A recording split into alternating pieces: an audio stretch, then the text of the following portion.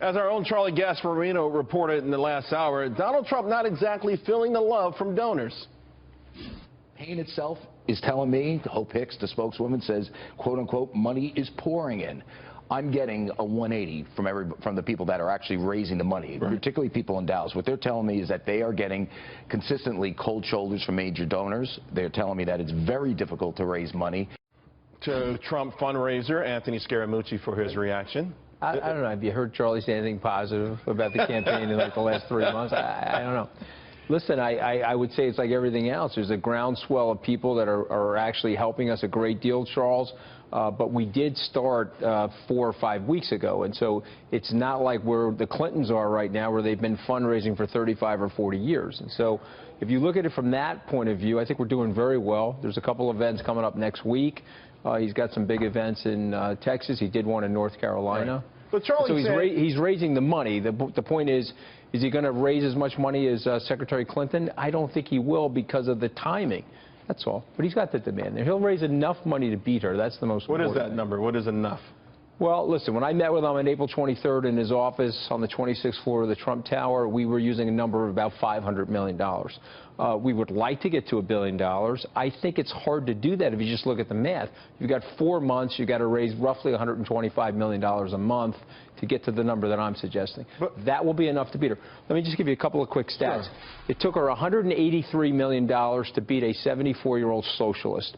It took candidate Trump $57 million to beat 16 candidates. And so his hit-to-kill ratio is 3.35 million per candidate. Hers was 183 million per one candidate. Right. So he and the media, knock out it didn't hurt to candidates. get like $2.5 billion in earned media and that kind of stuff. I'm not sure that's going to be there as disproportionate in the general as it was in the primary. They've all turned on him now because they know that he can win, and so they're really trying to dial back his media exposure and giving him a lot of negative activity. That will probably help him with the average voter in this election season. A lot was made yesterday on Twitter when he was speaking, and when she started to speak, almost all the networks that typically would carry a Trump speech all the way through immediately switched to Hillary Clinton. Was that a yellow flag, or does that just underscore what you're trying to say? Yeah, I think that's going to be the part and parcel for what's going on. But if you watch the mainstream or the lamestream media, she's won in a landslide. It's June 15th, and she's won in a landslide. He should pack it in. And you and I both know that's not going to happen. I think that benefits Donald Trump for them to sort of think that they won this thing already. But let me ask you, so do the protesters, by the way. The protesters at the Democratic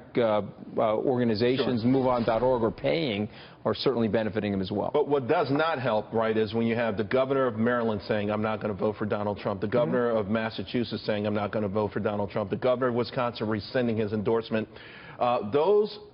They represent the establishment, which is deep-pocketed. And it does feel like a lot of them have taken they're not saying they're not going to write the check, but they're looking for something. Charlie Gasparino talks about them looking for something in a demeanor or something before they write the check. Could there be a late deluge of money coming into the campaign? There's a point of resistance because he is a new-style non-politician.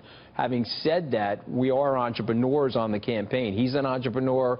I consider myself an entrepreneur. What do entrepreneurs do? We create new markets, Charles.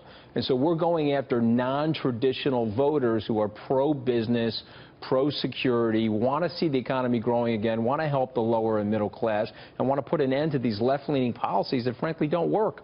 I got a tweet during the Charlie part with one of a Trump, someone who says they're going to vote for Donald Trump, says, hey, Donald Trump can get 20 million Americans to give him $20 apiece. That's 400 million. That takes working on that. Okay, so he will start to make an appeal to the average person out there, the smaller. Yeah, I would say by the early part of July, we're going to have a very large grassroots methodology through emails, email traffic, hard mail, also internet site that you can go on and donate to him. I do think that will work. If you get 400 million there, then the numbers I'm talking about are very low. But I really think he's going to win because he knocked 16 super talented Republicans on the ground. And not saying she's not talented, she's not formidable, but the policies have failed for the last 8 years. Look at what's going on. Look what's going on in the income gap and the polarization. You and I agree on all of that stuff, but Charles, we are talking policies do the exact opposite of what they're intended to do. This is all about salesmanship at this point in time, though, right? We both know that too. Unfortunately, it's not about just looking at numbers and saying, "Wow, this is obvious." When for whatever reason, it doesn't seem like it to the public. Can you real quick, in case T. Boone Pickens is watching, tell him where to send his check? Yeah. T. Boone, you can make it out to Anthony Scaramucci, okay? I'll pay my taxes on it. It'll be good for America. Okay. Charlie Gasparino says he's had this big check waiting in the drawer for 3 weeks. Can you guys please tell him where to send it? Yeah, T. Boone is on the team, and we'll figure it out. He likes to be called Boone. So, Boone, we love you.